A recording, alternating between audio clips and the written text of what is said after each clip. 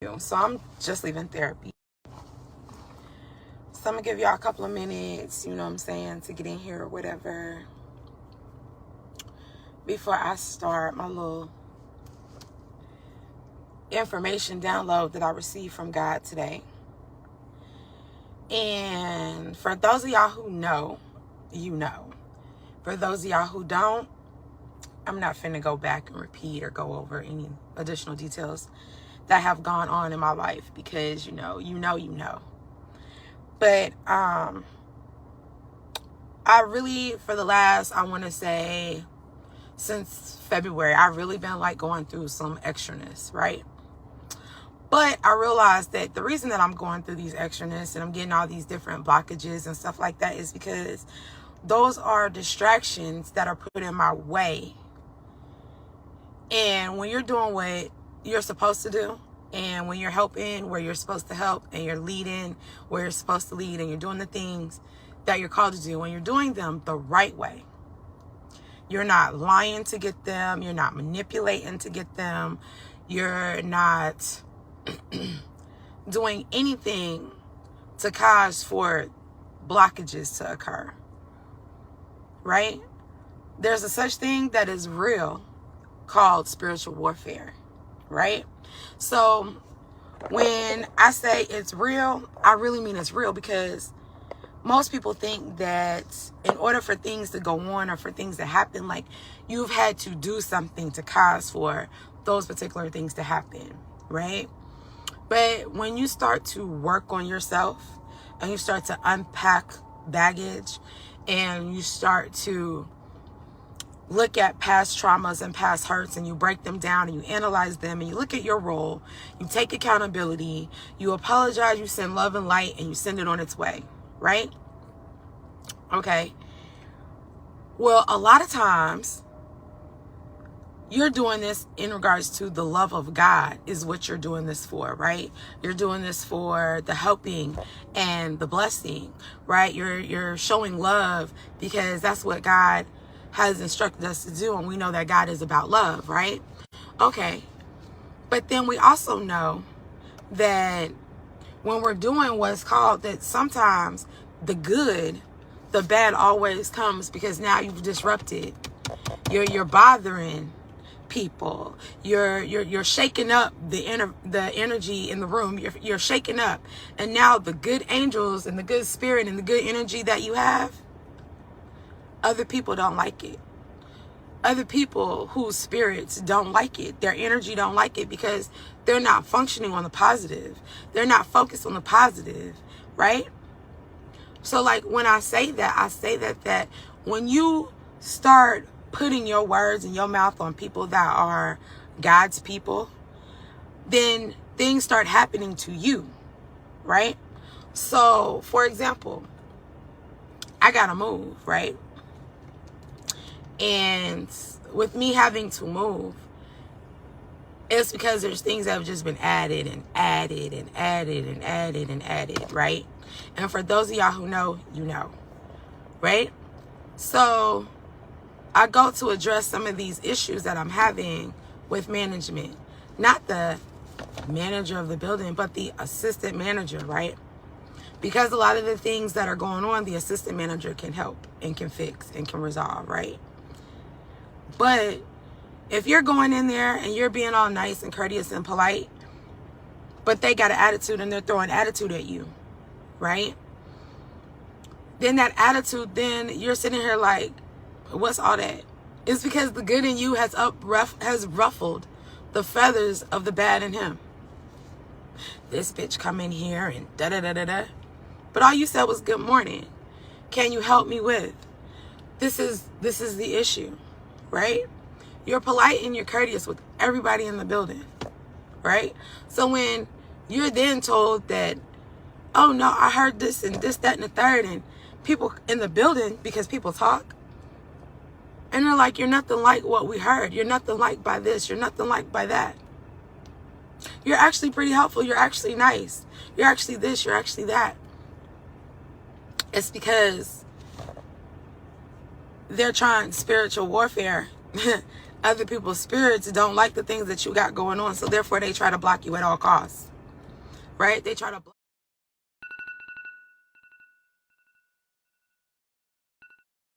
that.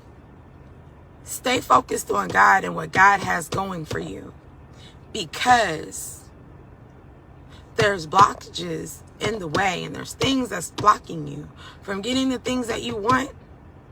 Guess what I do? I find other ways to do that, other ways to get it done. And today, that came to me when I was driving to go pick up a passenger. And I had to pick up this passenger from where? A church. And guess what? He was a bishop at this particular church.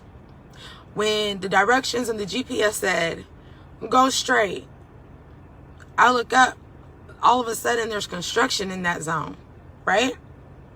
Okay, cool. So then I'm like, you know what? I'm going to loop around. So when I loop around, there's people that won't let me over to go to turn and get him. So then I go back around the block and I cut through a parking lot and I pick him up from the other side. So what did I do? I course corrected, because I had people blocking my way. I had construction blocking my way. I had things in the way preventing me from getting the passenger the way the GPS told me to go. Right? Because the GPS didn't get notification that there's going to be construction on this street and there's going to be construction on that street. So sometimes man will put blocks in your way to prevent you from getting and going in the direction in which God wants you to go. So then you say, okay, God, that road is blocked. What you going to do? Give up? There's no way to give up. It's pointless to give up when God has shown you and gave you the ability of free will and the thought. So when you use that free will and the thought, you say, you know what?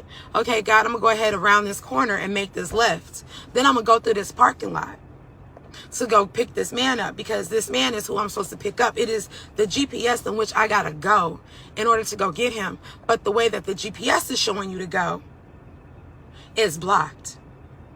So sometimes you got to loop around and find other ways in order to get to where you need to go. You got to jump through those hoops. You got to maneuver, because man will put blockages in your way where God is telling you it's possible. It's possible. It can be done. I didn't give you this idea. I didn't give you this vision. I didn't give you this plan for you to say, oh, how I'm going to do it. Oh, woe is me. And I kid you not, like, it took me a minute to be like, you know what? I'm not finna let none of this stuff deter me. None of what man says and does stop me from doing what God has called me to do. Even yesterday, I had a phone call that was like, just come home. Just come home. What am I coming home for? Because that's not what God told me to do. God didn't tell me to pack up, relocate, and put my plan of action that he gave me somewhere else. He told me to stay right here, go through the motions, and do what I told you to do. So as a result of me being obedient to what the discussion and the promises that me and God had, I'm going to be obedient and stay right here and do what it is that I need to do. Because guess what? After every storm, there is always a rainbow. The sun always comes back out. And tomorrow may not be promised. But all he said was he would give you the desires of your heart if you believe in him. And if you do what he has asked you to do and has done what your calling is. So therefore, I'm going to keep doing what I'm doing, because you know what? On the other side of this storm, because this storm that I'm in right now isn't a storm that I created at all by any means. So I'm really doing a true faith walk right now. If I ain't did no faith walk than I've done before, this is a major faith walk that I'm walking right now.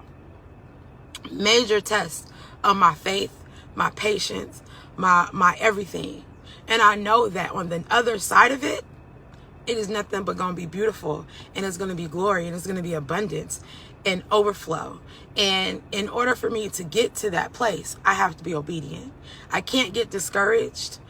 I can't let any of the things that have happened in my last year and in my today affect me from where I'm going tomorrow, to where God has me going tomorrow. He has already placed the table. I just need to show up.